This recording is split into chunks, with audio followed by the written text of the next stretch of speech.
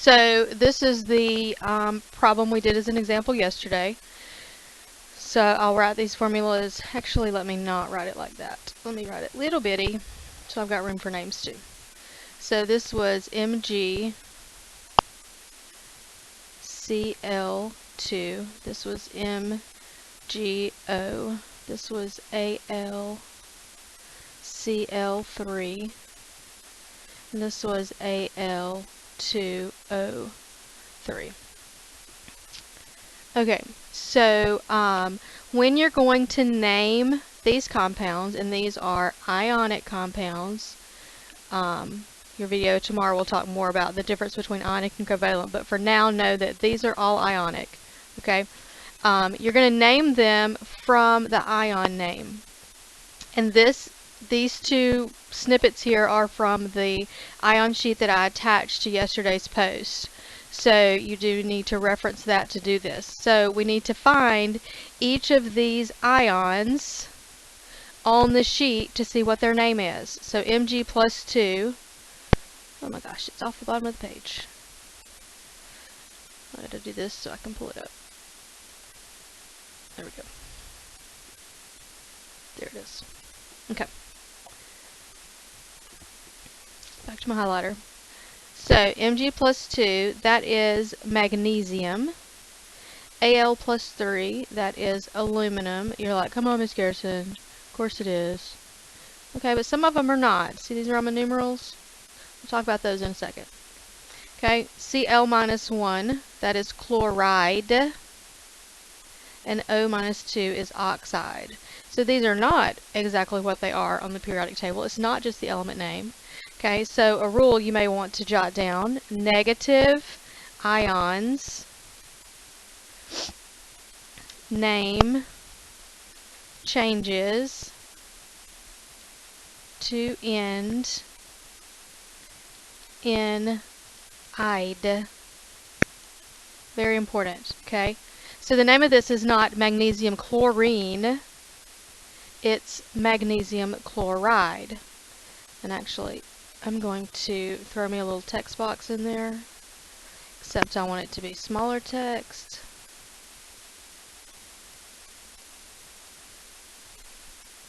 That's probably good. Then get my keyboard. So this would be magnesium chloride.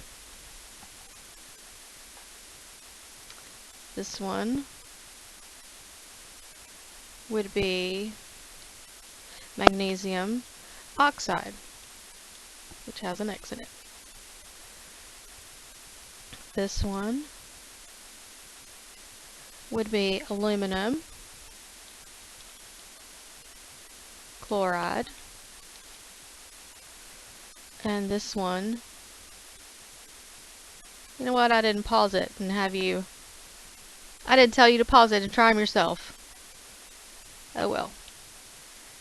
I think this is pretty easy, so it's not that big of a deal. Aluminum oxide. Okay, so those are the names from the examples yesterday. So what you'll do today, you got the same chart. Now, yes, I know this is a whole bunch of boxes. It's like 66 boxes, I think. I only want you to do 20 of them. Okay, pick 20 of them. I would not do the hydrogen boxes because those would not be the proper names. Okay, we'll talk about why in a couple days. But any of the other boxes.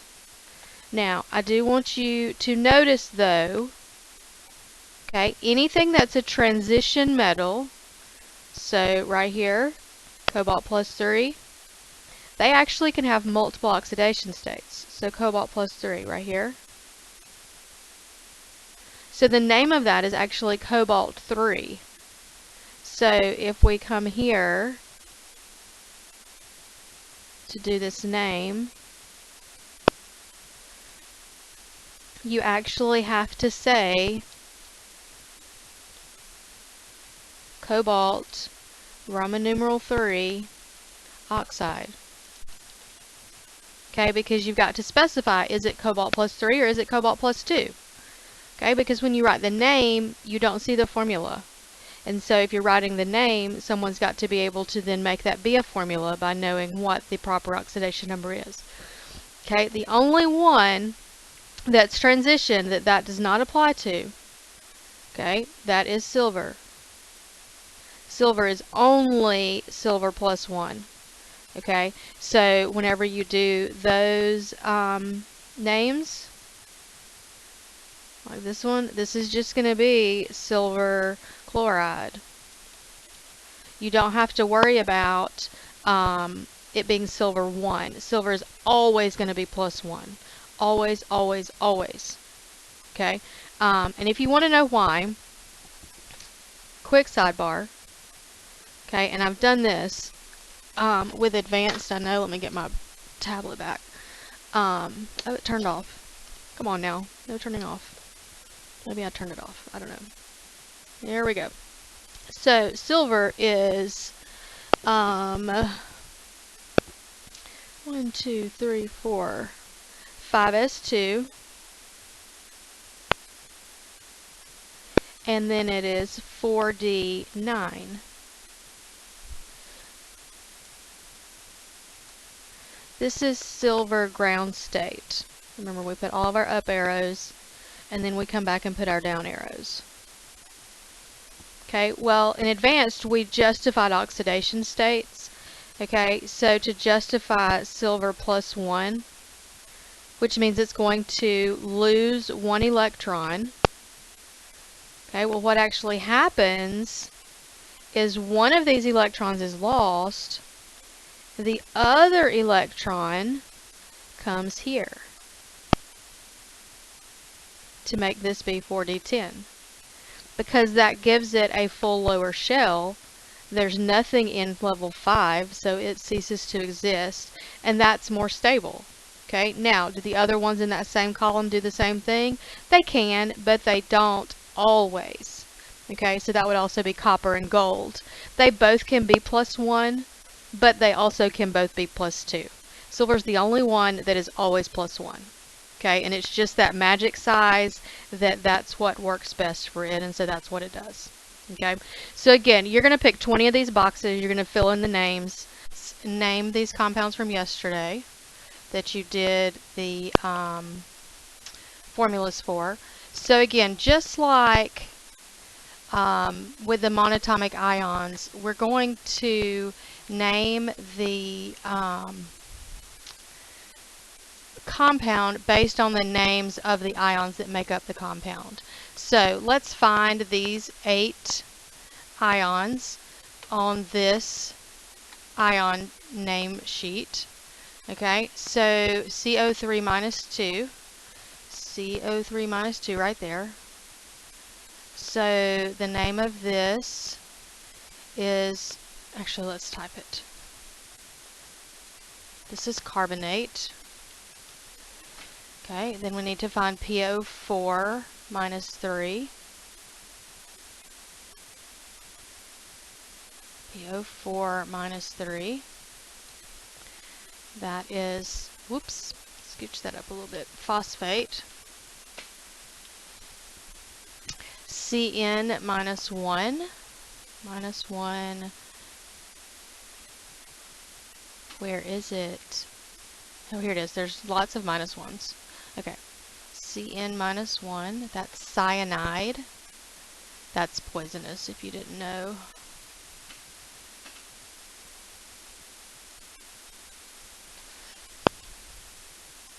CYANIDE. Okay, we did this one yesterday. It's a monatomic. That is oxide. Okay, this one, NH4 plus 1. Remember we talked yesterday, that's the only positive one. That's right here. It's ammonium.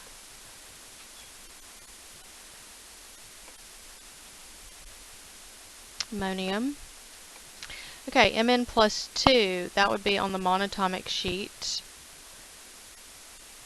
which I don't have a picture of that part of it.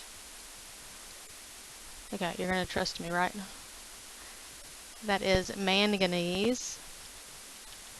It is a transition, so it needs a Roman numeral that's representative of its charge.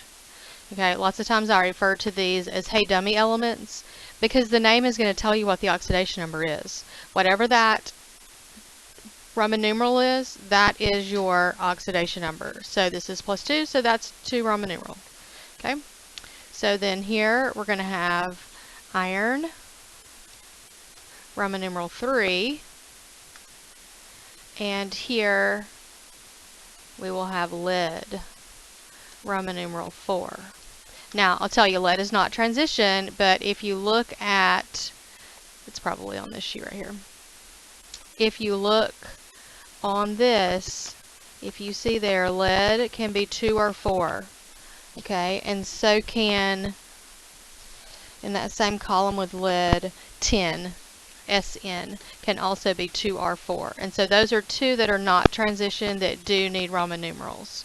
Okay, so now we have our ions named. So then to name our compounds, we're going to just use the names, and I'm doing your assignment for you. Isn't that fabulous of me? I should have been naming these guys over here. Okay, well I did half your work over here. So let's come over here and name these guys. Let me get rid of these formulas from yesterday.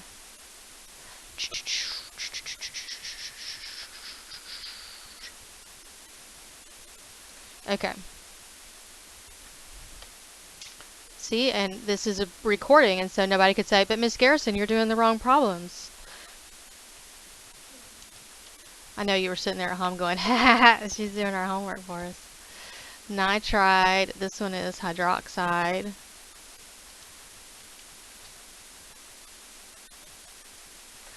Okay, this one is still ammonium. AMMONIUM. And this one is aluminum. ALUMINUM. Okay, so, and if you needed to see that, you can look on your sheet, or hydroxide is right here, OH -1, ammonium right there. Okay, you do have something called ammonia, which is not an ion, it's actually a compound. It's NH3 with no charge, but that's not what we're looking at here. Okay, so then let's name these. This would be ammonium nitride. Did you take that off the eye? Okay. So that's this guy right here. That is ammonium nitride.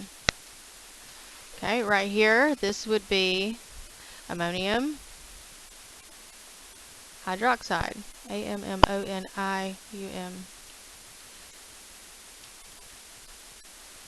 should have hit enter right there. Okay, pause me. Try the other two. Hopefully you really did pause me. Aluminum nitride. And this one would be aluminum hydroxide. Okay. So then you will also name these guys in the boxes now that I've done all the work for you, and name the ions. Goodness, I can't believe I did that. But it is what it is.